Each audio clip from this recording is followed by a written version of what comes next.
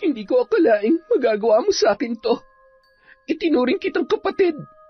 Isa ka rin traidor. Hindi ko mapapalampas ang ginawa mo sa akin, Nori. Matagal na kitang binalaan, Elisa. Hindi ka nga lang nakinig dahil masyado kang napaniwala ng babaeng yon sa pagkakaibigan ninyo. Para siyang anay na habang dumidikit sa'yo ay unti-unti kanyang sinisira. Ngayong alam mo na, ano ang gagawin mo? Linta! Tigilan niyo ako! Chong, tulungan niyo ang asawa ko. Gamutin niyo siya. Pagalingin niyo ang asawa ko. Taon 2008. Sikihor. Manakanaka ang buhos ng ulan habang naglalakad si Renato patungo sa bahay ng kanyang tiyo Delphine. Malayo-layo pa ay naririnig niya na ang boses nito na tila ba mayroong kaaway. Binilisan niya na lamang ang paglalakad upang maging malinaw sa kanya kung ano ang totoong nangyayari ng mga oras na yun. Hindi kita titigilan hanggat hindi mo binabawi ang sumpa sa lalaking ito. Tigilan mo na siya!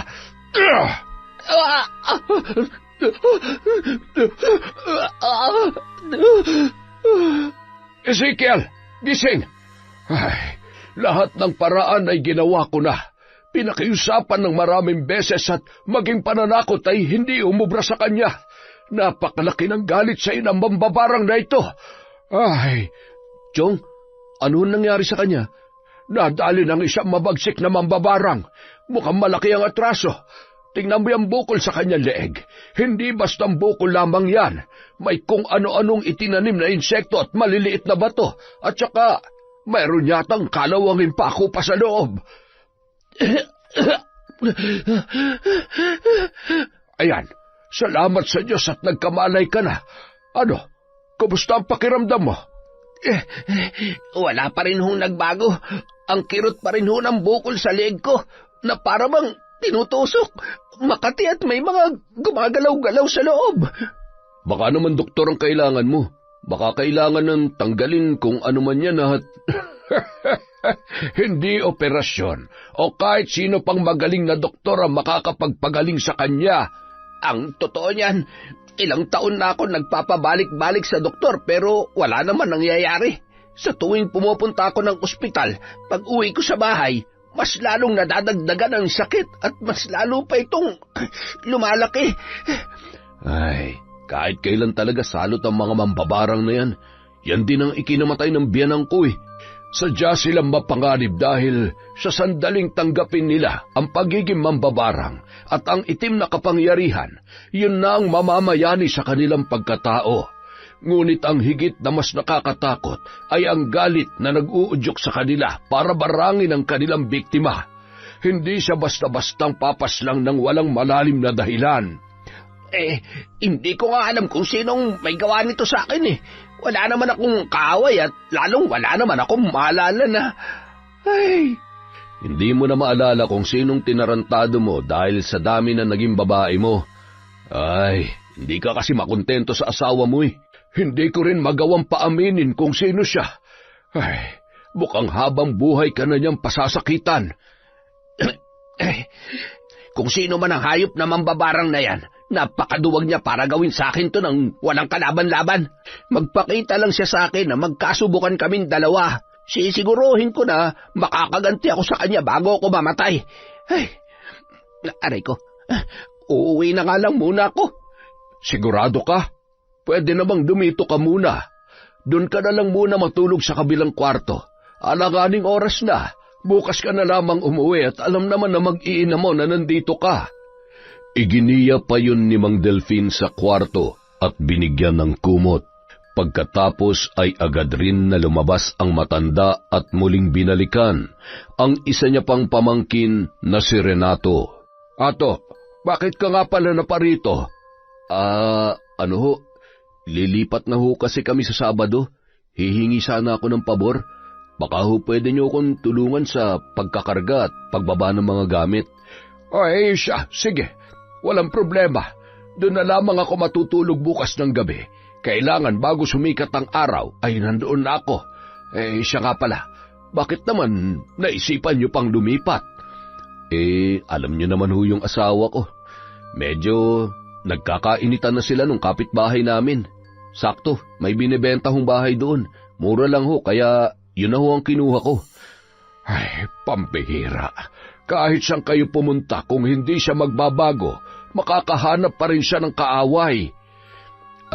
Sa hilig po kasing mangapit bahay. Kung hindi ko lang iniisip na buntis at baka kumapanong anak namin ay hayaan ko sanang sabunutan ng kapitbahay namin para madala. Sa hilig ba namang sumagap ng mali-maling balita at ikinukwento sa iba, napapaaway talaga. Sa dami ng mamanahin sa biyanan ko ay yun pang pagiging tsismosa nakuha. Abay, baguhin niya yung ugali niya at talagang ikakapahamak niya yan. Masakit sa ulo yan. Kaya lawakan mo ang iyong pangunawa, ha? Sige ho, Chong. Uuwi na rin ho muna ako. Gabi na eh. Mukhang pagod na rin ho kayo. Magsasaing pa nga lamang ako eh. Sige na at medyo may kadiliman na. Mag-iingat ka. Bago lumabas si Renato ay sinilip pa niya sa kwarto si Ezekiel at nagpaalam. Bakas sa mata nito ang pagkaawa sa kanyang pinsan. Habang nasa daan ay napapaisip siya sa kalagayan ni Ezekiel. Makalipas ang ilang sandali ay may dumaan ng tricycle kaya agad siyang nakasakay. Bandang 8:00 na ng gabi nang makarating si Renato sa kanilang bahay. Napakamot ulo pa siya nang pagkababa niya ng tricycle ay narinig niya ang boses ng kanyang asawang si Nori sa bahay ng isa pa nilang kapitbahay. Abay, bukas na bukas din ay lilipat na kami. Mas maluwag at plano namin magtayo roon ng tindahan kung sakali. Habang nagsasalita yun, ay bigla namang nagparinig ang kaaway nito. Maigi naman at mababawasan ng tsismosa dito. Kawawa naman yung mga nabibiktimang kapitbahay eh. Tse! Hoy! Pinariringgan mo ba ako? Aba, kahit buntis ako'y hindi kita aatrasan, bruha ka! Nori! Nandyan ka na pala. Oo, kanina pa. At buti nga dumating ako dahil mukhang naghahanap ka na naman ng gulo. Gabi na'y nangangapit bahay ka pa rin. Tapos makikipag-away ka pa. Aba, pinariringgan kasi ako ng bruhang babae na yan eh.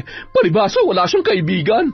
Di bali nang walang kaibigan at nandito lang sa loob ng bahay. Hindi tulad mo, tsismosa. Salot sa baryong ito. Makahanap ka sana ng katapat mo. Ang dapat sa'yo, pinuputulan ng dila. Abat, lumabas ka dyan at uunahan kitang putulan ng dila. Puro ka parinig. Halika na, umuwi na tayo. Sa pilitang hinila ni Renato ang braso ng kanyang asawa para maiuwi na yon sa kanilang bahay. Tinakpan din nun ang bibig ni Nori na walang tigil pa rin sa pagbubunganga. Habang nagbubulong-bulungan at nagtatawanan naman ang iba pa nilang kapitbahay na nakasaksi sa pangyayaring yon. Kita mo na, paalis na lang tayo, nagkakalat ka pa rin. Hindi ka ba nahihiya? Gusto mo ba yun? Pinagtatawanan at pinag-uusapan ka dahil dyan sa pagiging tsismosa mo? Ay, Nori, nakikiusap ako sa'yo. Dahil konting-konti na lang mauubos ng pasensya ko. Kung bakit ba naman kasi... Ano? Nagsisisi ka na ako na pangasawa mo? Yun bang gusto mong sabihin, ha? Ay, alam mo na kung anong sagot sa tanong na yan. Pero may magagawa pa ba ako? Asawa na kita. Gusto ko maging maayos ang pamilya natin. Kaya sana naman makinig ka sa akin. Magbago ka na. At wag na wag mo akong ipapahiya sa mga magiging kapitbahay natin. Tsaka, higit sa akin, mas pinapahiya mo sarili mo. Ano ba napapala mo sa chismis? Ay, oo na. Nakakahiya naman sa'yo at napakabuti mo. Bahala ka nga dyan. Ay, kumain ka mag-isa mo. May tira pang ulam kanina. Yun na lang ang ulamin mo. Kumain na ako. Gusto ko nang matulog. Ay, nakakapagod talaga ang araw na to. Kita mo na? Kesa tumambay ka sa kapitbahay, sana natulog ka na lang. Tsaka, buntis ka tapos ganyan ang pinaggagawa mo. Hindi yan makabubuti sa anak natin. Oo na, huwag ka mag-alala. Mula bukas, magno-novena na ako gabi-gabi. Ano, may sasabihin ka pa? Daming sinasabi. Nakakainis. Makalipas ang isang araw, yun na ang oras ng kanilang paglipat ng bahay sa kabilang baryo. 3:00 pa lamang ay nakarating na sila doon at isa-isa nang ibinababa ang mga gamit na nakakarga sa truck na kanilang nirentahan. Pinagtulungan ni Renato, Mang Delfin at driver ng truck na ibaba ang mga yon. Matapos ang lahat ay agad na ring nagpaalam ang driver. Dumating naman si Nori na sumakay lamang ng tricycle papunta sa bago nilang bahay. Oh, nariyan na pala si Nori. Unahin niyong ipasok ang asin, tubig at bigas para magaan ang buhay ninyo dito. Sumunod naman ang mag-asawa sa sinabi ng matanda. Inabot ng 3 oras bago tuluyang naipasok ang mga kagamitan sa loob ng bahay. Maraming salamat ho, Chong, sa tulong ninyo, ha.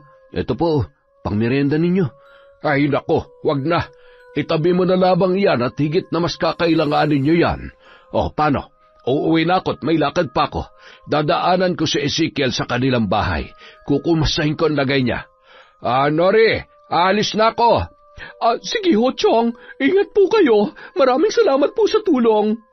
Isang matamis na ngiti ang itinugon ni Mang Delfin sa asawa ng kanyang pamangkin. At kumaway pa yon bago tuluyang humakbang papalabas ng bahay. Habang naglalakad, may nakita siyang matanda na nagmamasid sa labas ng tarangkahan. Nagkatinginan pa sila sa mata.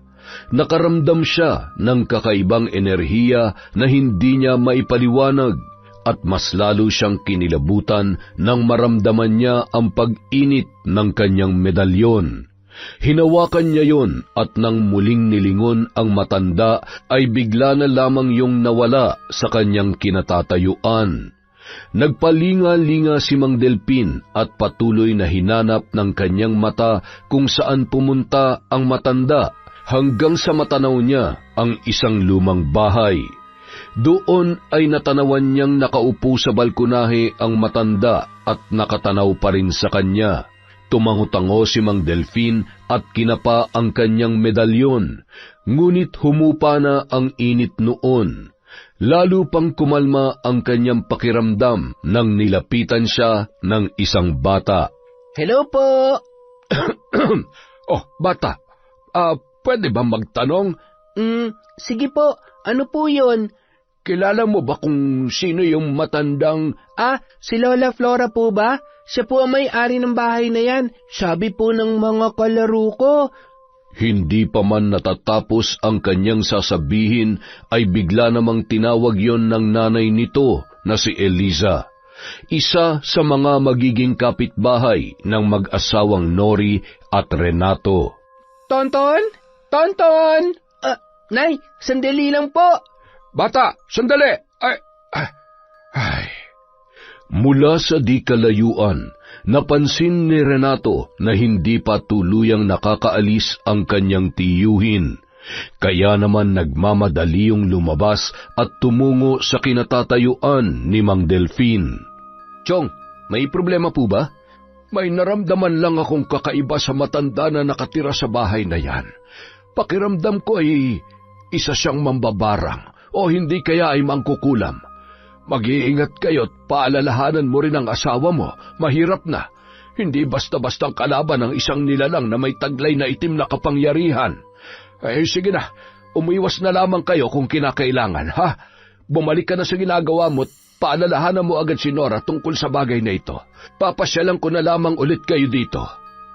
Bahagyang tinapik ni Mang Delfin ang balikat ng kanyang pamangkin bago tuluyang naglakad patungo sa paradahan ng tricycle. Samantala, Anak, sinabi ko naman sa'yo, huwag ka makikipagkwentuhan sa kung sino-sino. Paano kung, Nanay, mukha naman po siyang mabait tsaka nagtatanong lang naman po siya. Nangangatwiran ka na naman kay Nanay, ha? Mabuti patulungan mo na lang ako. Ilalabas ko lang tong mga lutong ulam at sigurado, maya-maya dadagsa na ang mamimili. Sige po, Nay. Ako na po magliligpit at maghuhugas ng mga pinaglutuan ninyo. At saka, Nanay, pwede po bang... Oo, nariyan ang pagkain para sa pinakamamahal kong si Tonton. Salamat po, Nanay. Sa kabilang banda... Oh, ano? Anong sabi ng Chong? Ang sabi niya, mag-iingat raw tayo sa nakatira dyan sa malaking lumang bahay. Ha? Bakit naman? Nararamdaman daw niya na posible mambabarang yung matandang babae ron. Pambihira naman si Chok, oo. Baka naman mukha ng mambabarang o mangkukulam. Tsaka paano niya naman nalaman? Maigi na yung nag-iingat. Kaya ikaw, ngayong nandito na tayo, huwag mo nang dalhin dito yung ugali mo sa pinanggalingan natin. Tandaan mo, ano man ang ginagawa mo, posible maapektuhan ang anak natin. Maging nanay ka na. Mas gusto ko pang pumirmi ka na lang dito sa bahay. Ay, ang daming sinasabi. Oo na, ayusin na lang natin itong mga gamit para matapos na. Napapagod na ako. Ay, nahihilo na rin ako. Magpahinga ka muna. Ako nang bahala dito. Kapag medyo nakapagpahinga ka na, ang mabuti pa, bumili ka na lang ng pagkain. Siguradong hindi tayo makakapaglutot. Marami-rami pa itong aayusin natin. Ay, oo na. Maya-maya ay maghahanap ako sa labas. Sana may maliit na bilihan dito. Pwede bang umidlip muna? Ay, pagod na ako eh. Bahagyang humiga sa sofa si Nori. Makalipas ang halos 30 minuto ay agad naman yun lumabas para maghanap ng mabibilhan. Sakto namang nakita niya ang mga tao na nagkukumpulan sa isang maliit na kubo. Ayun, buti naman at hindi ko na kailangan lumayo pa. Ang daming bumibili. Maganda palang ganitong negosyo, kaya lang mukhang nakakapagod. Nang makaalis na ang mga mamimili ay agad naman siyang tumingin ng ulam. Isa-isa niyang binuksan ang mga lalagyan. Ang hirap naman mamili. Parang lahat masarap. Parang ngayon lang kita nakita dito. Oo. Kararating lang kasi namin kanina. Magiging kapitbahay mo rin ako. Ako nga pala si Nori. Kayo palang nakabili ng bahay dyan sa kabila. Ako naman si Eliza. Habang nag-uusap ang dalawa ay bigla namang dumating si Tonton. Nanay, tapos na po ako maghugas. Ay, sorry, excuse me po. Thank you, anak. Mukhang busog na busog ka na naman, ha. Opo, Nay. Ang sarap niyo po kasi magluto, eh. Si Tonton nga pala, anak ko. Ang cute mo naman. Sana maging kasing cute mo rin na magiging anak ko. Buntis ka pala? Ilang buwan na? Magtatatlong buwan pa lang kasi, kaya hindi pa gaanong halata. O siya, bigyan mo ako ng 2 pritong isda at 1 gulay na langka, tsaka 3 order ng kanin na rin. Grabe ang sipag mo naman. Siguro ang aga mong gumising para magluto, no? Oo, ganun talaga. Pero sanay naman ako. Bumabawi na lang ako ng tulog pagkatapos ko magtinda. Buti nga, naaasahan ko na rin kahit papano tong anak ko, eh. Nakakatuwa ka naman pala, Tonton. Masipag na bata. O, siya, sa susunod na lang ulit tayo magkwentuhan, ha? Papasyalan na lang kita ulit. Siguradong nagugutom na ang mister ko. Nakangiti namang tumango si Eliza sa kausap. Sabay iniligpit na ang mga lalagyan ng paninda na wala ng laman at iniabot yon kay Tonton. Napalingon pang muli si Nori sa mag-ina. Siguro iniwan siya ng asawa niya o hindi kaya naanakan lang siya. Ang gwapo nung bata. Siguro ampun lang yun. Bahala na nga, malalaman ko rin yan. Nang makarating sa bahay ay agad na silang kumain. Matabang naman yung gulay, tinipid pa sa gata. Alam mo, sa tingin ko, kung ako magtitinda, sigurado mawawalan siya ng customer. Diba? Hindi naman masarap eh. Okay naman Masarap naman. Ganito talaga pag paninda, kumain ka na lang. Kakalipat lang natin, nagsisimula ka na naman eh. Nanahimik na lamang si Nori at nagpatuloy sa pagkain nang mapansin na nagagalit na naman sa kanyang inasal ang kanyang asawang si Renato. Lumipas ang mga buwan, naging malapit si Nori kay Eliza. Ikinatuwa naman ng babae ang pagiging malapit sa kanya ni Nori. Madalas ay nasa bahay niya yon, lalo na kapag nasa trabaho si Renato o di kaya ay nasa may kubo kung saan doon siya nagtitinda ng ulam. Nang binyagan ang bata ay kinuha pa siya nitong ninang. Isang araw, habang nakaupo si Nori sa loob ng kubo at karga-karga ang kanyang anak, dumating si Lola Flora. Nakatalukbong yon ng itim na tela at malagkit na nakatingin kay Nori. Lola Flora, ito na po yung ulam nyo. Salamat, Elisa. Ito ang bayad ko. Huwag na ho. Ilaan nyo na lamang po yan para sa iba nyo pang pangangailangan. Ito po ang sabaw para mas masarap ho ang kain nyo. Maraming salamat. Napakabuti mo talaga, Elisa. Walang anuman po, Lola. Basta kapag nagugutom po kayo, punta lang po kayo sa akin, ha? Nagpalinga-linga muna ang matanda bago tuluyang umalis. Tumayo pa ng bahagya si Nori upang masiguro na nakalayo na si Lola Flora. Mare, totoo ba yung naririnig ko tungkol kay Lola Flora? Na isa siyang mambabarang? Hindi naman totoo yan. Mabait si Lola Flora. Hindi lang siya gaanong naglalalabas at matanda na. Isa pa, kung sakaling totoo man, wala naman tayong dapat ikatakot, lalo na't wala naman tayong kasalanan sa kanya. Sabagay, pero nakapagtataka lang na nakakaya niya mabuhay na mag-isa sa malaking lumang bahay na yan. Mahigit 1 taon na rin kami rito pero ni minsan wala man lamang ako nakita na kamag-anak na dumalaw sa kanya. Siguro dahil kahit sarili niyang kamag-anak ay natatakot sa kanya. Hindi naman. Matandang dalaga kasi si Lola Flora. Yung mga kapatid niya patay na at yung mga pamangkin niya naman nasa ibang bansa na raw.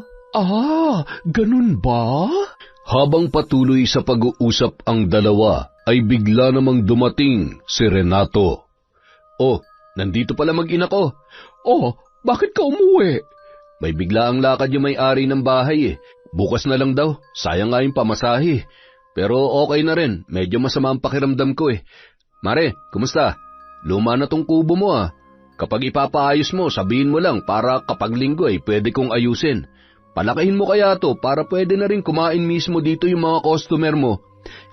Naisip ko na rin yan, pare. Sige, sasabihan na lang kita. Salamat, ha? Nasan si Tonton? Pumasok sa eskwela Buti hindi pa dagsa ang mamimili ngayon. Nako, medyo maaga pa kasi. Mamaya siguradong hindi na naman ako magkakanda-ugaga niyan. Grabe, napakasipag mo talaga. Kargahin mo nga tong anak mo. Tara na, umuwi na tayo. Sige, Mari ha, mamaya na lang ulit. Napansin ni Elisa ang pagbabago ng timpla sa mukha ni Nori, ngunit ipinagsawalang bahala niya na lamang yun. Samantala, nang makarating ang mag-asawa sa kanilang bahay, ay agad namang inilapag ni Renato ang anak sa higaan nito. Ay nako, ang nanay mo talaga, napakainit, iginagala ka pa. Sus, kunwari ka pa. Mukha namang masaya ka na nandun kami at nakapag-usap kayo ni Elisa. Talagang igagawa mo siya ng karinderya? Baka gusto mo rin i-repair yung kusina niya para mas masaya. Teka nga, nagsiselos ka ba? Bakit? Akala mo ba hindi ko napapansin kung paano mo siya tingnan at gaano ka kasaya kapag kausap mo siya? Hindi ka na nahiya sa harap ko pa talaga? Tumigil ka nga. Hindi ko alam yung sinasabi mo. Kumare natin yun. Sino pa ba magtutulungan kundi tayo-tayo lang? Napakamalisyosa mo talaga. Ano ba nangyayari sa'yo? Tsaka, ipagpapalit ko ba naman kayo ng baby natin? Ay nako, makapagluto na nga lang muna't baka nagugutom ka lang kaya umiinit yung ulo mo. Ay, isa rin ang Elisa na yun. Kung naghahanap siya na magiging tatay ng anak niya, huwag ang asawa ko kung ayaw mo masira ang buhay mo. Mula nung araw na yun, naging sunod-sunod ng nakaramdam ng selos at inggit si Nori para sa kanyang kumaring si Eliza. Kasabay kasi noon ay ang malaking pagbabago ng kanyang katawan. Isang araw, habang ginagawa ni Renato at ng kaibigan nito ang maliit na karinderya ni Eliza, ay pasimple namang nagmamasid si Nori sa di kalayuan, habang karga niya ang kanyang anak. Magmerienda muna kayo, ipinagtimpla ko kayo ng juice. Nako, napakainit pa naman ng panahon. Nagluto rin ako ng panset at may palaman na rin yung tinapay. Salamat, Mari ha. Ayos, mukhang masarap to Edward, halika na, tikman natin tong masarap na pansit ni Mari. Sige, maiwan ko na muna kayo at nagluluto pa ako para sa tanghalian. Ilagay nyo na lang dito sa tabi yung pinagkainan nyo. Kitang-kita naman ni Nori ang magagandang ngiti sa mukha ng kanyang asawa at sa kanilang kumare na si Eliza. Magaling magkunwari itong babaeng to. May tinatago rin palang kalandian. Humanda ka sa akin. Lalo ka na, Renato. Lintik ka. Mamaya kapag uwi mo. Nanggagalaiti siyang umuwi at hindi mapakali sa loob ng kanilang bahay habang nag-iisip kung ano ang pwede niyang gawin. Ngumisi yun sa harap ng salamin na tila ba may kung anong pumasok sa kanyang isipan. Nang makauwi si Renato, agad niyang iniabot sa asawa ang perang ibinayad sa kanya sa kanyang pagtatrabaho. Oh, ano to? Ano pa, di bayad sa 3 araw naming trabaho. Tapos na rin sa wakas. Aba, mabuti naman at natapos na. Mukhang masyado ka nang nag-e-enjoy at nagpapakasarap sa mga niluluto para sa'yo na malanding babae na yon. At alam mo kung ano nakakabwisit? Kitang-kita ng 2 mata ko na gustong-gusto mo rin. Alam mo, yan ang napapala mo sa pagiging tsismosa mo eh. Pati ako na sarili mong asawa, ginagawa mo na ng kwento. Hindi mo ba nakikita? Lahat ng ginagawa ko para sa iyo at para sa anak natin. Napapagod na nga ako kung ano-ano pang pinagsasabi mo na wala namang kabuluhan. Hindi ka na nahiya sa kumari natin. Ayusin mo nga yung ugali mo. Nakakarindi ka na. Akala mo naman napakagwapo ko. Ay, makapagbihis na nga lang. Aba, ako pa nakakarindi. Mas kinakampihan niya pa talaga yung babae na yon. Makalipas ang ilang araw, unang araw ng muling pagbubukas ni Eliza ng kanyang karinderya, dinumog yon ng maraming tao at tuwang-tuwa ang mga yon na mas pinalaki at pinaganda pa ang kanyang pwesto. Hanggang sa magsara ng karinderya si Eliza ay hindi nagpakita sa kanya ang kumaring si Nori. Siguro may sakit si Maring Nori. Mabuti pa siguro dalhan ko siya ng sabaw, tsaka may tira pa ritong gulay. Anak, hugasan mo to ha. Pupunta lang saglit si nanay sa tita Nori mo ha. Sige po nanay, ako na po ang bahala dito. Tutulungan ka ni nanay pagbalik ko at marami-rami yan ha. Inilagay ni Eliza ang ulam na dadalhin sa kanyang kumare sa 2 katamtamang laki ng disposable tub. Nagmamadaling naglakad dahil tirik na tirik ang araw.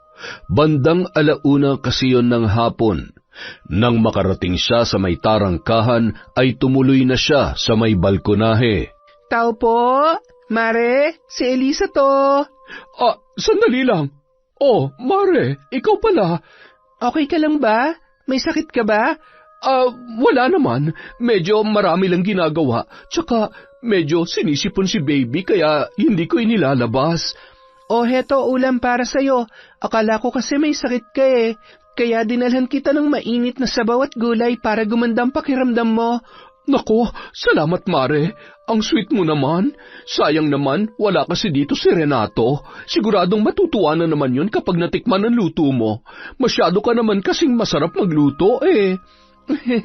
Salamat Mare, pero wala pa ring tatalo sa luto ng asawa. Kaya higit sa anumang ulam, mas magugustuhan pa rin ni Renato ang pagkain na ihahain mo sa kanya. Alam mo kasi Mare, kung minsan kahit gaano pa kasarap ang luto ko, may mga pagkakataon na naghahanap pa rin ang kumpare mo ng ibang putahe. Alam mo naman ang mga lalaki. Nako, ulam pa bang pinag-uusapan natin? Hindi ako makarelate eh. Alam mo namang wala akong asawa dahil may allergy na ako sa mga lalaki. Allergy sa lalaki? Pero nagpapakita ka ng motibo sa asawa ko? Di bale, kalimutan mo na lang yung mga sinabi ko, Mare. Salamat nga pala dito. Agad nang umalis si Eliza. Pagtalikod noon ay malakas na isinara ni Nori ang pintuan na animoy nagdadabog. Buisit, akala mo kung sino mabait at maganda. Maigi na rin at may ulam na kami mamayang gabi. O baka naman may lason to para maagaw niya na sa akin si Renato. Kasi sa tinagal-tagal namin dito, ngayon lang siya namigay ng libreng ulam. Hindi kaya... baka naman marumi na to. Nadapuan ng langaw, pero mainit-init pa naman. Sayang naman ang grasya. Binuksan niya ang 2 lalagyan ng ulam at tinikman ang mga yun. Pwede na. May lasa naman kahit medyo matabang at... Ay, mas masarap pa nga dito ang luto ko eh. Lasa na namang tinipid. Bandang 5:00 ng hapon, Habang nakatayo si Nori sa may tarangkahan, ay dumaan naman ang isa pa nilang kapitbahay na babae. Nilapitan siya noon at binati ang kanyang anak. Ang cute-cute naman ng anak mo, Nori. Manang-mana sa'yo. Hi, baby. Ang cute mong mag-smile. Hi. Galing ako kay Elisa. Manghihiram sana ako ng pera, kaso wala eh. Wala raw siyang pera dahil nagpatrabaho ng karinderya niya. Iba yung walang pera sa sadyang ayaw magpahiram, Mare. Paanong wala lagi namang ubos ang paninda niya? Ay, okay lang naman. Baka talagang wala siya. Dati naman nakakahiram ako sa kanya. Naiintindihan ko naman dahil mag-isa niya lang tinataguyod ang anak niya. Ang galing-galing niya nga Ang sipag-sipag at masipag. At pati asawa ko ay gusto niya ring asikasuhin. Kaya nga hindi na ako pumupunta dyan Nagsisisi nga ako na kinuha ko siyang ninang ng anak ko. Pakiramdam ko, marami siyang kakatihang tinatago sa katawan. Kaya siguro iniwan ng tatay ang anak niya at hindi siya pinanagutan. Ay nako, talaga ba? Mainit-init pa yan ha? Kwentuhan mo naman ako. Halika, tuloy ka. Nauwi sa kung ano-ano pang haka-haka at kasinungalingan ang kwentuhan ng dalawa. Habang nag-uusap ay dumaan naman ang matandang si Lola Flora. Narinig ang halakhakan at pinag-uusapan ni Nori at ng kapitbahay. Napakunot noo yun na animoy hindi nagustuhan ang kanyang mga narinig, sabay na pailing-iling. Makalipas ang ilang sandali ay dumating na si Renato at siya naman pag-alis ng babae. Palihim pa yung pinahiram ni Nori ng 1,000, kaya naman tuwang-tuwa ang babae. Mukhang paniwalang-paniwala naman siya sa pinagsasabi ko. Tingnan lang natin kung hindi ka pagpiesta ng iba pang chismosa dito. Pero syempre, hindi niya pwedeng mahalata na sa akin nagmula ang chismis. At hindi pa rin ako tapos. Mayroon pa akong isang magandang pasabog para sa iyo, Eliza. Ewan ko na lang kung hindi lang ngawin yung paninda mo. Anong ginawa nun dito? Nori, baka kung ano-ano na naman ang pinag-usapan nyo, ha? Sinasabi ko sa iyo, umiwas ka sa gulo. Inaano ka ba? Wala naman akong ginagawang masama. Hindi na nga ako gaano lumalabas ni kahit tumambay kina Maring Elisa Natuwa lang siya sa anak natin kaya napadaan yun dito. Mabuti naman kung ganon. Anong ulam natin? May binigay na ulam kanina si Elisa. Siyempre, paborito mo, kaya hindi na kailangan mamroblema pa sa ulam. Nagsisimula ka na naman, tapos ikaw rin na magagalit sa huli, ha? Pagsapit ng gabi, matapos nilang kumain ay si Renato na ang nagligpit ng kanilang pinagkainan. Habang naglalakad si Nori papunta sa kuna ng kanyang anak ay bigla siyang nakaramdam ng pagkahilo, kasunod ay ang pandidilim ng kanyang paningin. Sumandal siya sa pader at naramdaman niya ang pagtulo ng malamig na pawis sa kanyang muka, kasabay ng pagkirot ng kanyang tiyan. Ang sakit ng tiyan ko. Ato, tulungan mo ako. Ilang sandali pa ay tuluyan na yung nagsuka. Nalalambot ako. Hindi kaya may lason o... Tigilan mo yung kalokohan mo. Sana pa rin masakit ang tiyan natin. Wala naman ako nararamdaman Di hamak na mas marami ako nakain kaysa sayo. Manahimik ka. Wala namang ibang dahilan para sumakit ang tiyan ko. Buisit siya. Sigurado may kung ano nilagay siya sa pagkain ko. Humanda talaga sa akin ang babaeng yan. Ubus na ang pasensya ko sa kanya. Nung mga oras na yun, sakto namang nakakita si Nori ng ipis na dumapo sa may pader, sabay na pangisi bago tuluyang sumuka ulit. Samantala, sa isang silid ay hawak ni Lola Flora ang isang kulay itim na aklat, at sa harap nito ay ang mga kulay itim at pulang kandila na hugis tao. Nakalapag din sa sahig ang isang manika na may nakatusok na mga karayom sa iba't ibang parte ng katawan nito. Gayon din ay may gumagapang sa sahig na iba't ibang insekto, at sa mga garapon na may langis ay maraming nakababad na kung ano-ano, na maliliit na bagay at mga papel na kung ano-ano rin ang nakasulat. May isang kulay pulang damit na pambabae na nakalatag sa sahig at bakas ang mga patak ng kandila sa iba-ibang parte noon. Ewan ko na lamang kung patutulugin ka ng sakit na nararamdaman mo. Isa kang traidor at umaalingasaw ang masamang pagkatao mo.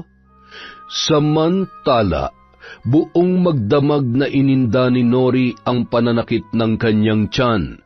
Paggising niya ng umaga ay hinang-hina pa rin yun, ngunit kumalma na ang kanyang nararamdaman. Bandang 3:00 ng umaga ay bumangon naman si Eliza at tumungo sa kanyang altar sa isang silid na tanging siya lamang ang pumapasok. Maaliwalas ang muka na pumasok at sinindihan ang malaking puting kandila na nagbigay liwanag sa kwartong yon. Kitang-kita ang isang bungo na may mga markang kulay itim at pula, patak ng mga kandila at kung ano-ano pang nakapaloob doon. Isang lumang larawan ang kanyang dinampot at pinakatitigan. Alam ko na sa mga oras na to, nahihirapan ka na, pero huwag ka mag-alala. Panahon na para tapusin kong paghihirap mo. Kinaumagahan. Sigurado ka bang kaya mo? Pwede naman akong hindi magtrabaho ngayon. Kaya ko naman na. Hindi naman na masakit. Isa pa, sayang din naman ang kikitain mo ngayon. Pambili na rin natin ng gatas ng anak natin yan. O siya, sige. Kapag sumakit ulit ang tiyan mo, tawagan mo na lang ako, ha? Dito na lang kayo pumirmi sa bahay. Magluluto na rin ako ng pagkain mo hanggang tanghalian para hindi ka na mahirapan. Ay, pinag-alala mo naman ako kagabi. Okay na ako. Huwag ka mag-alala. Kaya ko naman ang sarili ko. Sige na. Mag-asikaso ka na at baka tanghaliin ka pa. Agad naman nang nag-asikaso si Renato at pagkatapos ay nagmadali na yung umalis. Isa siyang mahusay na karpintero kaya naman kilala at anumang araw ay mayroon siyang napapasukang trabaho. Maliban doon, marami pang alam na gawain si Renato kaya madalas ay araw ng linggo lamang yon nababakante. Nang makaalis ang lalaki, ay tulog na tulog pa rin ang kanilang anak. Bagamat medyo nanghihina pa, ay ginamit ni Nori ang pagkakataon na yun upang maisagawa ang kanyang plano. Tumungo siya sa may kusina at binuksan ang isang pinto ng cabinet sa taas ng kanilang lababo na may lamang iba't ibang gamit. Ginulo niya yon at ilang sandali lamang ay naglabasan ang mga naglalakihang ipis. Pinaghahampas yon gamit ng walis tambo. Isinilid niya sa isang plastik at pagkatapos ay inilagay sa kanyang bulsa. Pwede na to. Siguradong mainam tong pansahog sa masarap at pinagmamalaking paninda ni Maring Eliza. I'm sorry, Mariko. Naghugas yun ng kamay at tumungo sa kanilang kwarto. Inilipat niya sa kuna ang kanyang anak at agad na lumabas ng bahay. Sakto na sa ganong oras, paisa-isa pa lamang at siguradong naglalabas pa lamang ng paninda si Eliza. Pagdating sa karinderya ay may 4 na putahe pa lamang na nandoon. Bahagyang nakaawang ang takip noon, kaya naman kitang-kita ang usok ng mga yon. Nagmamadaling kinuha ni Nori ang supot sa kanyang bulsa at nilagyan ng mga ipis ang pagkain, sabay hinalo upang hindi mahalata. Matapos maisagawa ang kanyang plano ay nagtatakbo na yon para umalis.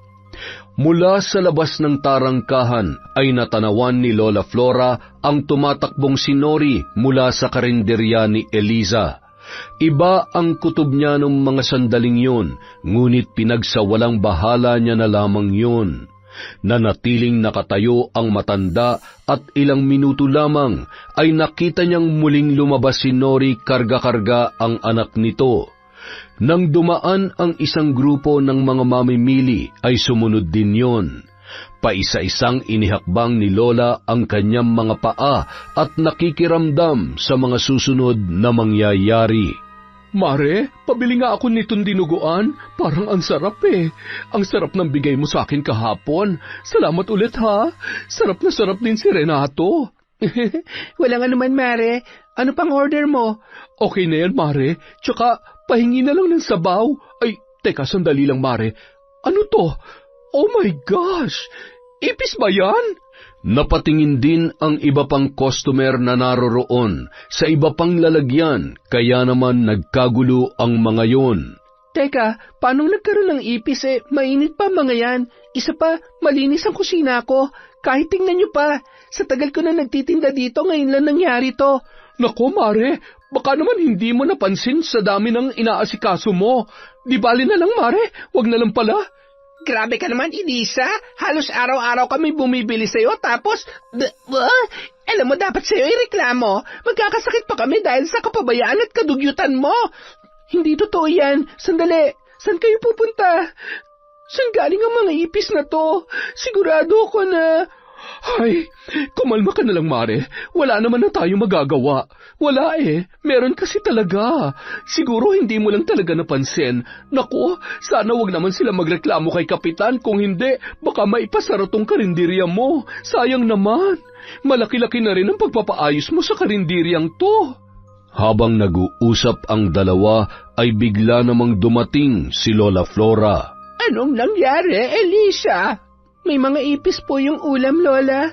Hindi ko po alam kung paano nangyari dahil maingat naman ho ako at malinis sa kusina kaya imposibleng alam ko. Wala kang kasalanan. Hindi mo naman ipapahamak ang sarili mong negosyo. Ang tanong ay hindi paano, kundi sino ang may kagagawan nito. Hindi kaya may taong naiinggit sa'yo. Hindi ka kayang lamangan kaya sisiraan ka na lang. Lola, wala naman ho akong kaaway. Elisa, alam mo, mas mahirap kalaban ang nagpapanggap na kaibigan. Hindi mo namamalayan na tinutuklaw ka na pala ng harap-harapan. Ay, totoo yan, Mare. Parang yung mga napapanood ko sa teleserye. Yung parang mga babae na gustong kumabit sa asawa ng mga kaibigan nila. Yung mga ganon. Pero sa drama lang naman yon. Lola, sa tingin ko nagkataon lang to. Wala namang matinong tao na gagawa nito. Tama ka. Hindi gawain to ng matinong tao. Gawain ng impakta. Kaya huwag ka mag-alala, Elisa. Sisiguruhin ko na kakarmahin ang may gawa nito sa'yo. Pasasaan ba't babalik din sa'yo ang tiwala ng mga tao? Sana nga ho, Lola. Alam niyo namang ito lang ang meron kami ni Tonton. Sayang naman ang perang ipinampuhunan ko dito. Ang daming pagkain ang hindi mapapakinabangan. Okay lang yan, Mare. Makakabawi ka rin. Sige na, uuwi na kami ng anak ko at maya-maya ay paliliguan ko na to. Huwag ka naman problema. Ipagdasal na lang natin na hindi ka ireklamo at lalong hindi maipasara to. Saksakan ng kaplastikan. Nasisiguro ko na may kinalaman ka sa nangyari. Kapag nga naman inggit ang pinairal, hindi ka na nakontento pagkatapos mong siraan at gawan ng kung ano-anong kwento. Pati kabuhayan ng tao ay pineperwisyo mo pa. Mangiyak-ngiyak si Eliza habang isinasara ang kanyang karinderya at inililigpit ang kanyang mga paninda. Sinundan naman ni Lola Flora si Nori na noon ay masayang-masaya dahil naging matagumpay ang kanyang isinagawang plano. Hoy, babaeng chismos at inggitera! Nagpalingon-lingon pa si Nori, sabay na pakunot ang noo at paglingon noon ay nakatitig ng masama sa kanya si Lola Flora. Anong pinagsasasabi mo dyan, matanda ka? Bakit? Hindi ba?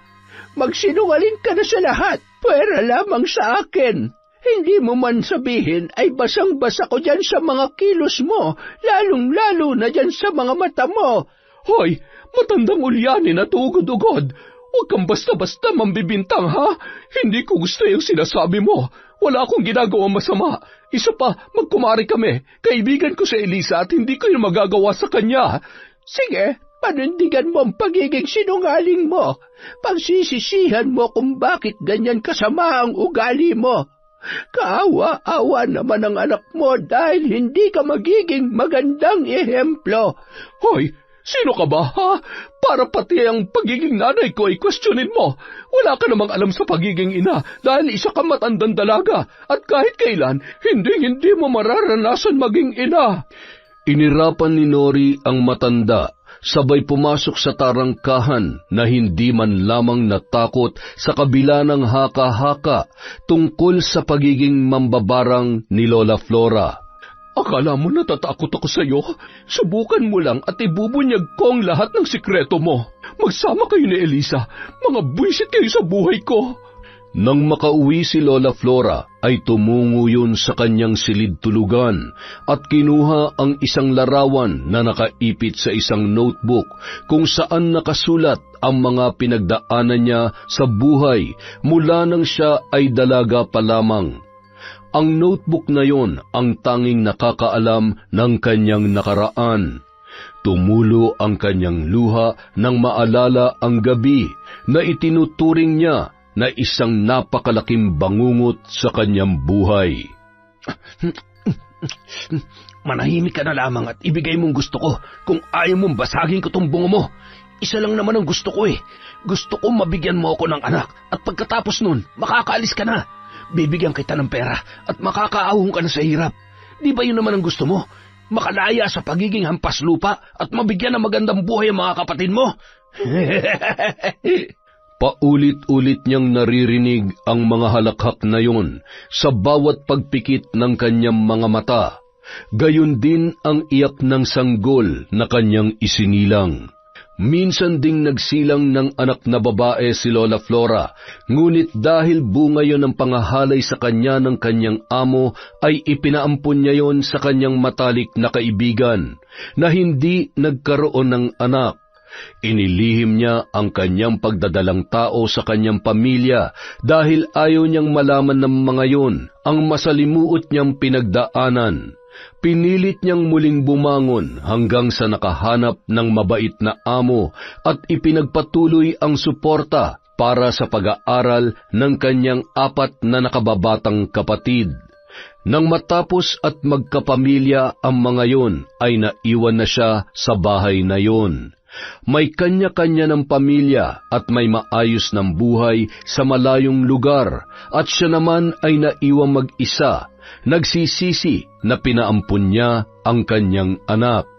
Sana pagdating ng araw, maintindihan mo kung bakit ko nagawa ang lahat ng yon.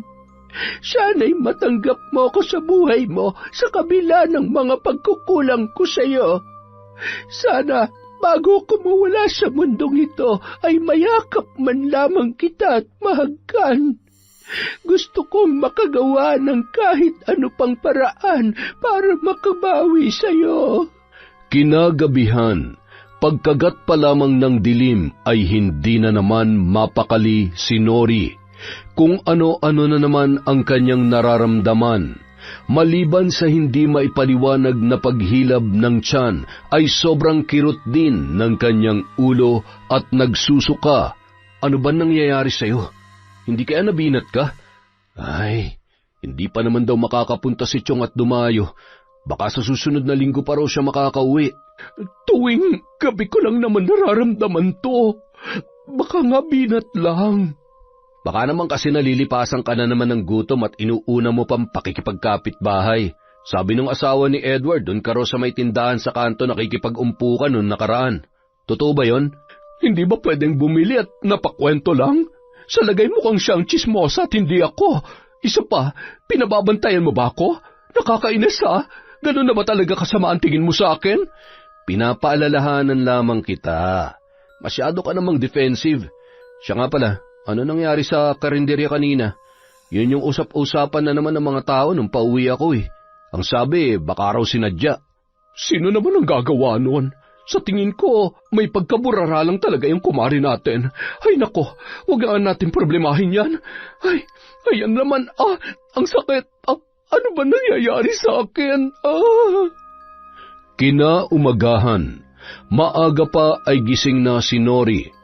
Pagbukas niya ng pinto ay agad niyang nakita ang kapitan ng barangay kasama ang ilang kagawad at tanod na dumaan sa harap ng kanilang tarangkahan. Ang ganda naman ng umaga ko. Kawawang Eliza. Goodbye, karinderya. Nilingon noon ang kanyang anak na tulog sa kuna. Agad na inayos ang kanyang buhok at lumabas sa tarangkahan, sabay nagkubli sa isang mayabong na halaman habang nakikinig sa usapan. Pasensya na pero kailangan muna nating ipasara to. Paiimbestigahan muna natin at gusto namin makita ang kusina mo. Huwag ka mag-alala, kung sakaling mapapatunayan natin na wala kang kakulangan sa nangyari, makakabalik ka pa rin naman sa pagtitinda. Kapitan, sigurado po ako. Sa ilang taon ko na pong pagtitinda ngayon lamang po nangyari to. Kahit po tingnan niyo ang bawat sulok ng bahay at kusina ko, wala ho kayo makikitang butas. Kaya sana tulungan niyo naman akong may salba ang negosyo ko. Huwag kang mag-alala. Katulad nga ng sinabi ko, sa oras na lumabas ang katotohanan, makakapagtinda ka na ulit. Kaya pasensya na muna sa ngayon. Kailangan ko munang pakinggan ang kahilingan ng mga taga rito sa atin. Kalusugan ng nakararami ang prioridad natin sa mga ganitong sitwasyon. Bumalik si Nori sa loob ng kanilang bahay na abot tainga ang ngiti at pakanta-kanta pa. Bigla naman siyang nakaramdam ng panlalamig ng paa at bahagyang pandidilim ng paningin. Kaya napaupo ang babae. Hindi niya alam kung namamalikmata lamang siya pero kitang-kita niya ang kahindik-hindik na titig ni Lola Flora habang nakatayo yun sa labas ng kanyang tarangkahan at nakaharap sa kanya na may kung anong ibinubulong-bulong. Ilang sandali naman ay bigla siyang nanumbalik sa sarili at napatingin muli sa kinatatayuan noon, ngunit biglang nawala ang nasabing matanda.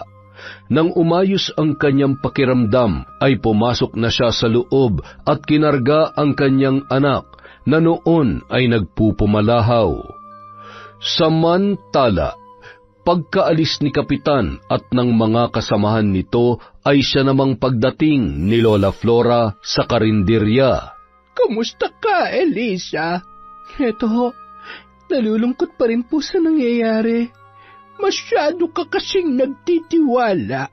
Alam mo, hindi ko alam kung paniniwalaan mo ko, pero iba ang pakiramdam ko sa bago nating kapitbahay at kumari mong yan. Malakas ang hinala ko na may kinalaman siya rito. Nung nakaraan, maaga pa ay nakita ko siyang tumatakbo galing sa loob ng karinderya. May kakaiba siyang ikinikilos. Lola, lagi naman hong nandito yun eh. Isa pa, alam ko naman hong hindi niya magagawa sa akin yon. Magkaibigan ho kami at para na nga hong magkapatid, kaya imposible ho yan. Hindi kita pipilitin na maniwala sa akin. Ngunit makiramdam ka sana at huwag magbulag-bulagan dahil lamang iniingatan mo ang pagkakaibigan ninyo. Salamat ho sa concern, Lola. Nag-almusal na po ba kayo? Tara ho, kain po tayo. Ikain na lang po natin to.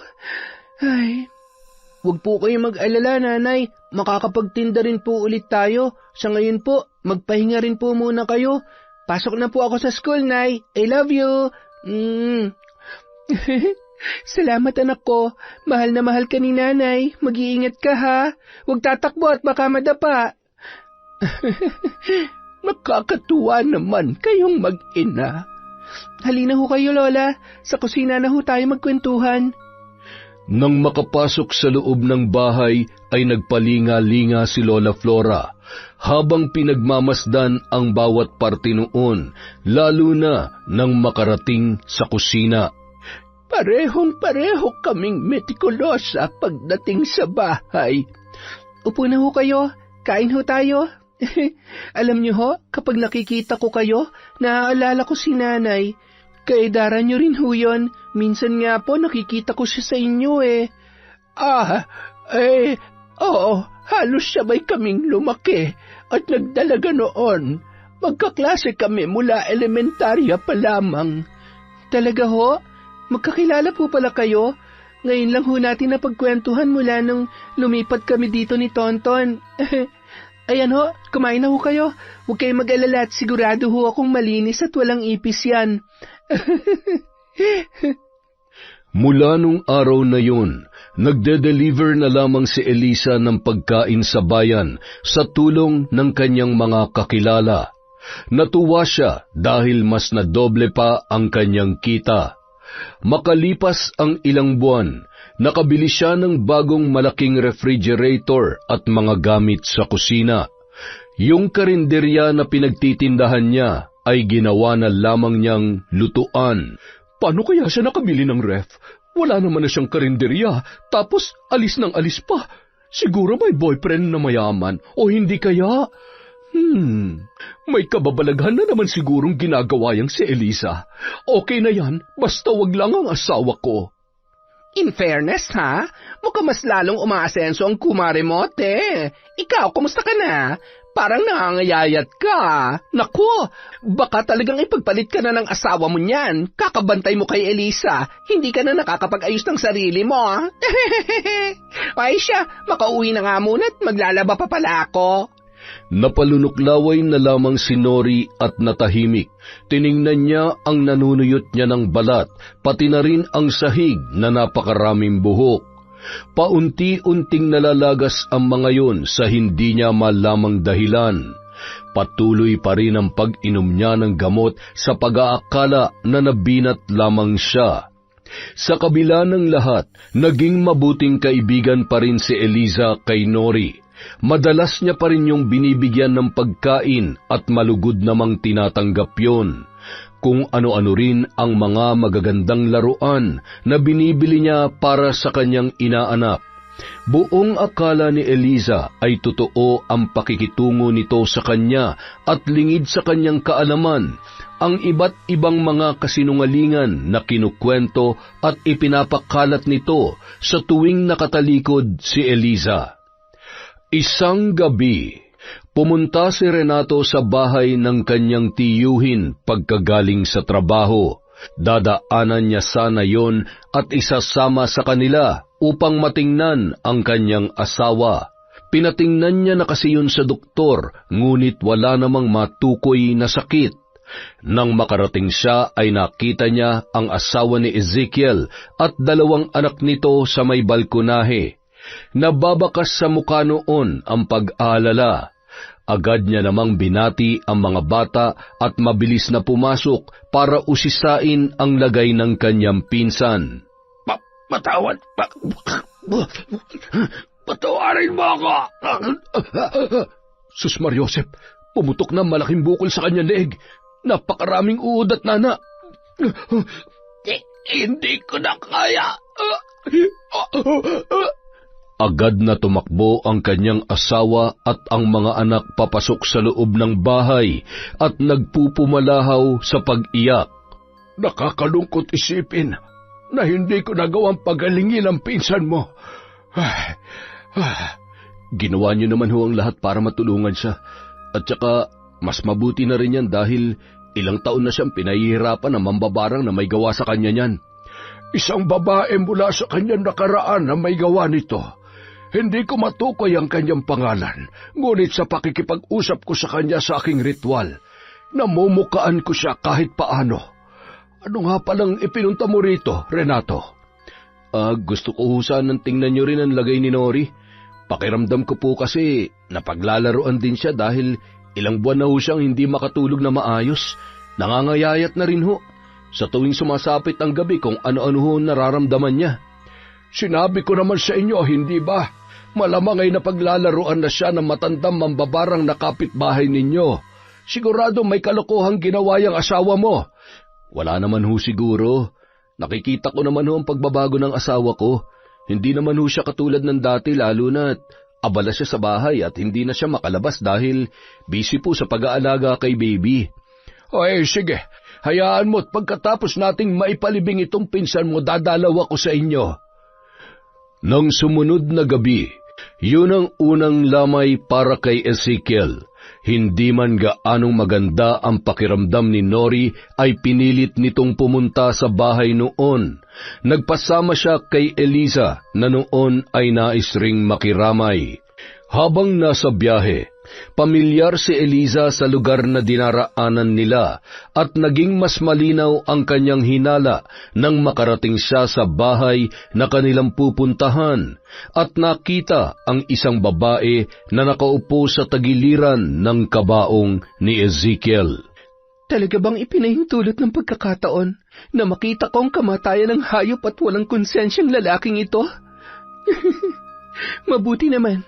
At sa wakas, makakapagpahinga ka na. Amanos na tayo, Ezekiel. Nakaganti na ako sa pag-iwan at panloloko mo sa akin noon. Lumakad si Eliza papalapit sa kabaong at marahang pinagmamasdan ang muka ni Ezekiel sa loob noon.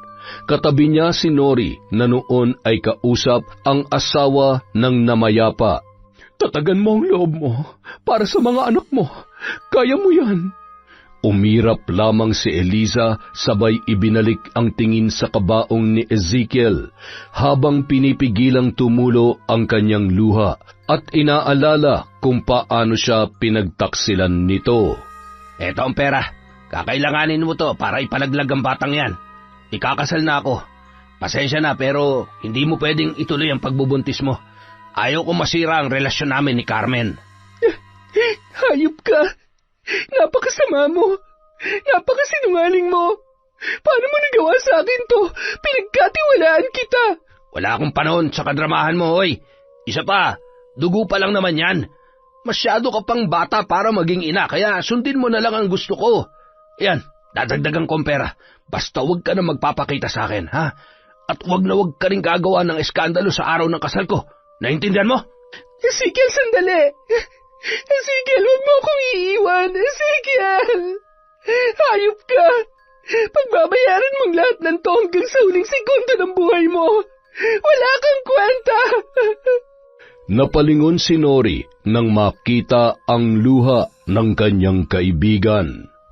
Oh, okay ka lang ba? Bakit ka umiiyak? Wala. Nadala lang ako sa pag-uusap ninyo at sa iyak ng asawa niyang pinsan ng asawa mo. Nakikiramay ako, Carmen. Kilala mo siya? Ayan, nabasa ko lang yung pangalan niya na nakaping sa kabaong. Mag-usap lang muna kayo. Magpapahangin lang ako sa labas. Agaw pansin naman kay Mang Delfin nang makita niya ang maamong muka, ngunit may kakaiba siyang naramdaman nang makita si Eliza. Hindi niya maipaliwanag kung bakit kinikilabutan ang kanyang buong katawan, lalo na nang magtama ang kanilang mga mata. Umupo lamang sa may labas si Eliza at tila may malalim na iniisip hanggang sa nilapitan yon ni Mang Delfin. Ngayon lamang kita nakita. Sinong? Magandang gabi ho. Kaibigan ho ako ni Nori. Isinama niya lang ho ako dito. Pasensya ka na. Akala ko ay taga rito ka sa baryo namin. Para kasing pamilyar ang mukha mo eh. Matipid ng ngiti lamang ang itinugon ni Eliza sa matandang albularyo. Bandang 9:00 ng gabi, nang makaramdam ng labis na panlalamig si Nori, ay umuwi na sila ni Eliza. Ano bang nangyayari sa'yo? Nagpatingin ka na ba sa doktor? Hindi ko nga rin alam kung ano to nangyayari sa akin eh. Wala pa nga to eh. Pakiramdam ko, binabarang ako. Hindi pa naman ako nakapagpatingin kay Tio Delfin dahil abala siya. Siya ba yung matanda doon kanina? Oo, siya nga yun. Tiyuhin ni Renato. Alam mo bang barang din ang ikinamatay ni Ezekiel? Grabe ang mga mambabarang, no? Nakakatakot sila at mga walang awa kung pumatay. Alam mo, baka naman may malalim na dahilan. Hindi mo ba naisip kung anong ginawa ng Ezekiel na yon kaya siya pinasakitan at pinatay ng mambabarang? Ay, sabagay. Ibinaba si Eliza at Nori sa tapat ng tindahan sa kanilang kanto. Mauna ka na para makapagpahinga ka. Baka hinihintay ka na ng asawa mo. May bibilhin pa rin kasi ako. Ay, sige. Baka umiiyak na yung anak ko. Pinagtitinginan naman ng dalawa ng mga tsismosa na nakatambay pa rin sa tindahan. Pagkatapos bumili ni Eliza ay agad naman siyang kinausap ng isa sa mga yon. Alam mo, ang labo rin ng kaibigan mo, no? Kapag nakatalikod ka, ang daming sinasabi. Siya ang punot dulo ng kumakalat dito tungkol sa'yo. Magkaibigan ba talaga kayo? Anong ibig niyong sabihin? Anong kumakalat? Isiniwalat ng lahat ng mga naroroon ang tsismis na ipinapakalat ng kanyang kaibigan. Nag-init ang buong katawan ni Eliza at napakuyom ng kanyang kamao. Hindi ko akalain magagawa mo sa akin to. Itinuring kitang para ko ng kapatid. Isa ka ring traidor. Hindi ko mapapalampas ang ginawa mo sa akin, Nori. Nang dumaan sa tapat ng bahay nila Nori, ay sinipa ni Eliza ng 3 beses ang tarangkahan noon. Isang malaking pagkakamali na itinuring kitang kaibigan. Tama nga si Lola Flora. Posibleng may kinalaman ka sa ipis na yon. Humanda ka sa akin. Tuturuan kita ng leksyon. Magpasalamat ka dahil sinunog ko ng mga gamit ko. Dahil baka kung ano pang magawa ko sa'yo. Pero hindi ako makakapayag na hindi mo pagsisihan ang ginawa mo sa akin. Kinaumagahan. Tama po kayo, Lola. Nagpapanggap lang po si Nori na kaibigan ko. Kagabi ko lamang nalaman lahat ng mga paninira niya sa akin. Kaya pala ganun na lamang ako tingnan ng mga tao dito dahil kung ano-anong chismis ang pinapakalat niya. Matagal na kitang binalaan, Elisa. Hindi ka nga lang nakinig dahil masyado kang napaniwala ng babaeng yon sa pagkakaibigan ninyo. Para siyang anay na habang dumidikit sa iyo ay unti-unti kang sinisira. Ngayong alam mo na ano ang gagawin mo. Aasarin ko ho muna. At baka naman ho pwede niyo akong tulungan, Lola. Hindi niyo man po sinasabi. Alam ko at nararamdaman ko na may alam kayo sa paggamit ng itim na kapangyarihan. Ngumiti lamang si Lola Flora. Hindi naman ho natin siya kailangan patayin. Gusto ko lamang ho na matuto siya sa mga kasalanan niya sa akin. Isang gabi, kung sino ka mang nagpapahirap sa babaeng ito, patawarin at ibigay mo ang kagalingang hinihiling niya at patawarin siya sa kanyang mga kasalanan. Hindi ko na kaya. Ay, Diyos ko, ano pa nangyayari sa kanya? Bakit siya sumusuka ng anay? At ano yung mga yan? Halos gumapang na sa sahig si Nori at sumisigaw na animoy takot na takot habang ipinapagpag ang kanyang katawan. Linta! Tigilan niyo ako! Chong, tulungan niyo ang asawa ko. Gamutin niyo siya. Pagalingin niyo ang asawa ko. Subukan mong humingi ng tawad sa taong ginawan mo ng pagkakamali. Baka sakaling kahabagan ka niya. Hindi ka babawan ng pagkatao ang paghingi ng tawad kung ito magsasalba sa buhay mo. Wala nga akong ginagawang mali. Samantala, sadya palang may mga tao na hindi marunong tumanggap ng pagkakamali. Ngayon lamang ho ako nakakita ng taong katulad niya. Ay, hindi bali ho. Mukhang may mas mainam pang paraan para mapaamin ko siya at maalala niya lahat ng mga kawalang hiya niya. Pagpahingahin niyo ho muna siya para naman ho may lakas siyang harapin ako bukas. Pagkatapos mag-usap ng dalawa ay sakto namang nakita ni Mang Delfin si Eliza galing sa bahay ng matandang si Lola Flora. Hindi kaya siya o maaaring ang matandang yon ang may gawa nito kay Nori. Ano kayang ginawa ni Nori? Kung magkaibigan sila, paano magagawang... Ay nako.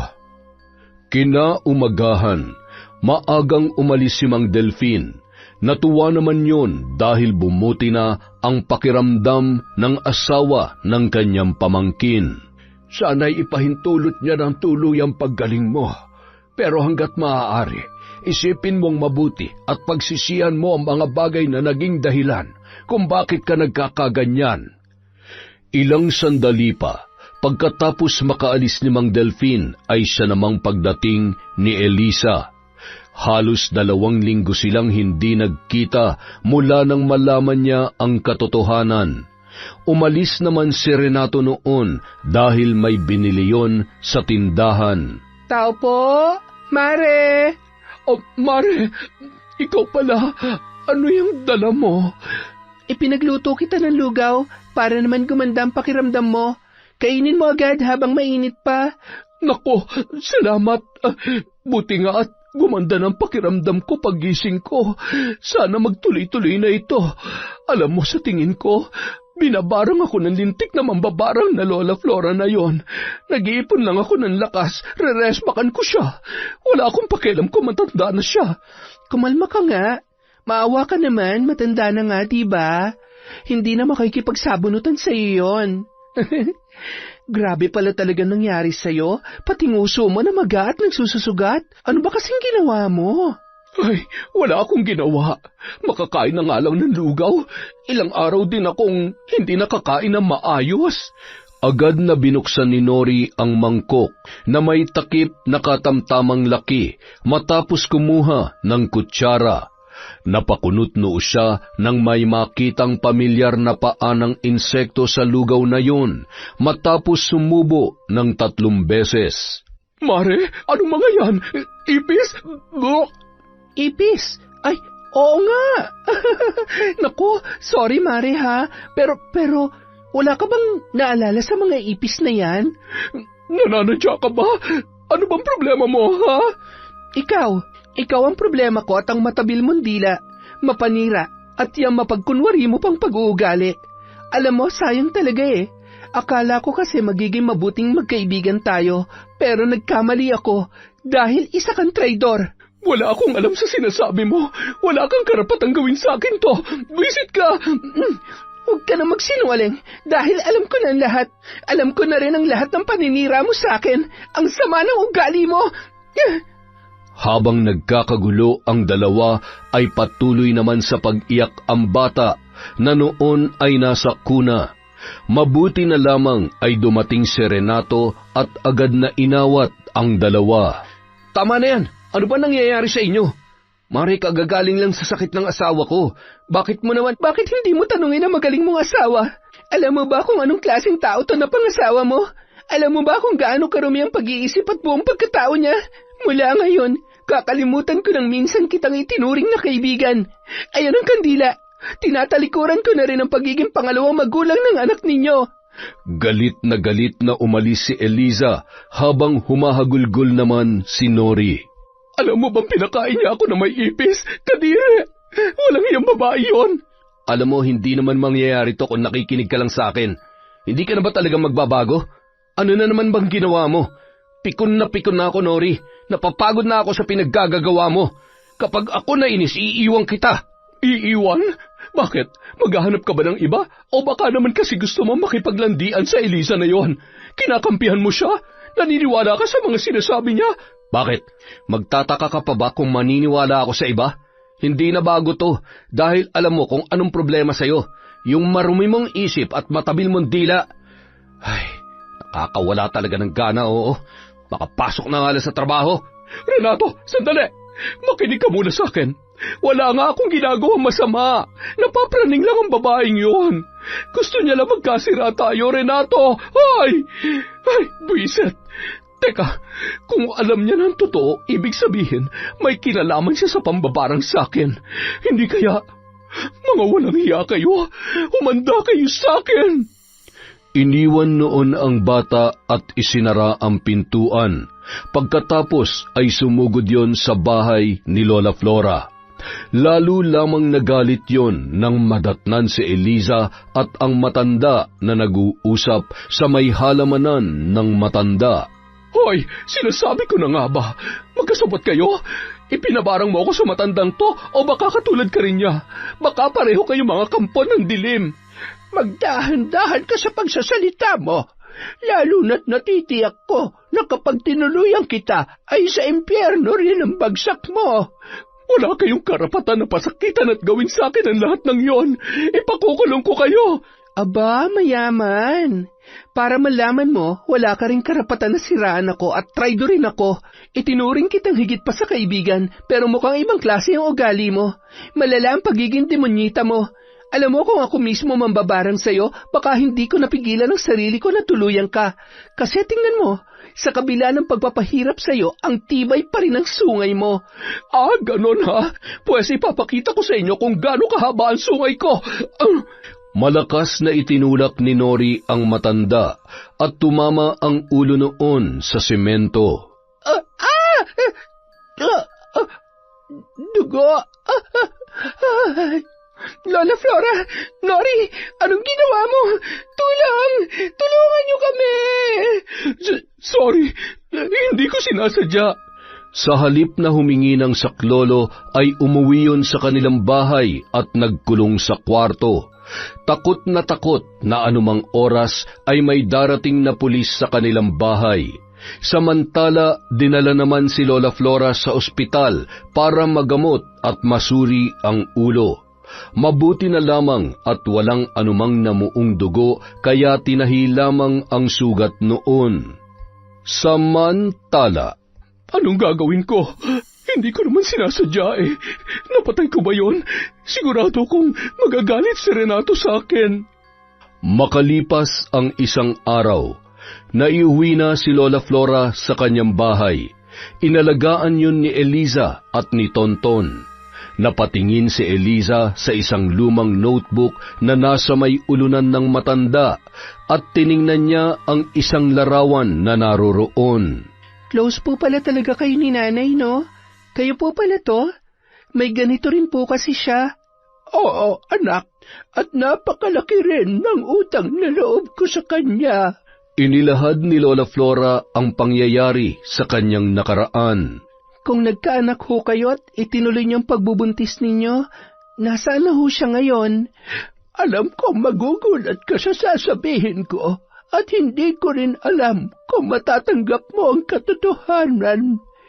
Elisa, ako ang totoo mong ina. Sana'y mapatawad mo ako. Ho? Bakit ngayon niyo lang ho sinabi? Hindi naman ho ako magagalit kung ipapaliwanag niyo sa akin ang mga nangyari.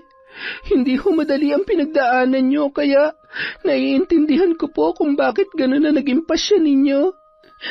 Ang tagal-tagal na ho nating magkakilala at nagkakausap, tapos kung hindi pa ho nangyari to, hindi ko pa malalaman ang totoo. Patawarin mo ako, anak. Nagpatalo ako sa takot. Naduwag ako. Natakot na magagalit ka sa akin. Mula ho ngayon, wala na kayong dapat ikabahala. Masaya na ho ako na magkasama na tayo. Kaya pala may mga pagkakataon na kapag tinitingnan ko kayo, iniisip ko na sana nanay ko kayo. At hindi ko maipagkakaila na nakikita ko ho ang sarili ko sa inyo. Kaya po pala kamukha ko kayo at ang gaan-gaan ng loob ko sa inyo, pati na rin po si Tonton. Habang nag-uusap ang dalawa, ay siya namang pagdating ni Tonton. Nanay, kumusta na po si Lola? May masakit pa po ba sa kanya? Okay na, anak. Magpapagaling na lamang ang lola mo. Tonton, totoo mo siyang lola dahil siyang totoong nanay ko. Talaga po? May lola na po ako? Oo, at gusto ko mula ngayon, palagi na tayo magkakasama. Makalipas ang isang linggo, isang malungkot na balita naman ang natanggap ni Nori. Ano? Hindi totoo yan. Hindi niya ako pwedeng iwan. Renato, paano na kami ng anak mo? Nasangkot sa isang aksidente sa kalsada si Renato dahilan ng pagpanaw nito. Dahil bago sa lugar ay iilan lamang ang mga naroon para makiramay at tumulong. Mula sa di kalayuan ay nakatayo sina Lola Flora at Eliza. Huwag mong sabihin na naaawa ka sa babaeng yan. Ay, hindi ko po maintindihan kung tama ba itong nararamdaman ko. Pero sa kabila po ng lahat ng ginawa niya sa akin, wala po akong ibang maramdaman kundi awa. Siguro naman po, pagkatapos ng lahat ng to, mapagtatanto niya ng mga pagkakamali niya. Elisa, saan ka pupunta? Hindi na napigilan pa ni Lola Flora si Eliza na lapitan ang kanyang kumare. Eliza, Anong ginagawa mo dito? Hindi ako nandito para makipag-away sa'yo. Nandito ako bilang kapitbahay na nakikiramay.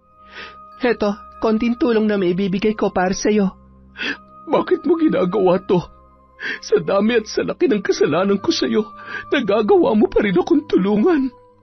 Dahil sa kabila ng mga nagawa mo, hindi ko pa rin makakalimutan na minsan naging magkaibigan tayo. Patawarin mo ko. Pinagsisisihan ko na mga kasalanan ko. Huwag ka mag-alala. Pagkatapos ng lahat ng ito, babawi ako sa'yo. Itatama kong lahat ng pagkakamali ko. Sa halip na magsalita ay niyakap na lamang ni Eliza si Nori, dahilan para lalong mapahagulhol ang kanyang kumare. Huwag ka matakot. Makakayanan mong lahat ng mga pagsubok na pinagdaraanan mo. Maging malakas ka para sa anak mo. Nandito pa rin ako. Patawarin mo rin sana kami ni Nanay sa nagawa namin sa'yo. Nanay? Oo, si Nanay Flora. Siya ang totoo kong ina. Yan ang bagay na kahit ipagkalat mo ay hinding-hindi ko ikagagalit. Kahit napapaluha ay napatawa na rin si Nori sa naging tugon sa kanya ni Eliza. Makalipas ang 1 taon, paunti-unti nanumbalik ang pagiging magkaibigan nina Eliza at Nori. Sa katunayan ay naging katuwang ni Eliza ang babae sa negosyo nang muli nilang buksan ang karinderya. Yun ang naging daan upang maitaguyod ni Nori ang buhay nilang mag-ina. Hindi naging madali ang mag-isa na kumayod at walang katuwang sa buhay, ngunit nagpapasalamat siya na nanatili pa rin sa tabi niya si Eliza at binigyan ng pangalawang pagkakataon ang kanilang pagkakaibigan. Yon! Maraming salamat po sa pakikinig sa Kwentong Enteng. Pasensya na po kayo, medyo gahul po tayo sa oras. Nag-outing po kasi kami ni Crisanto last weekend, so kadarating lang po kaninang umaga. Bukas na po ang shoutout. Maraming salamat po mula sa Kwentong Enteng.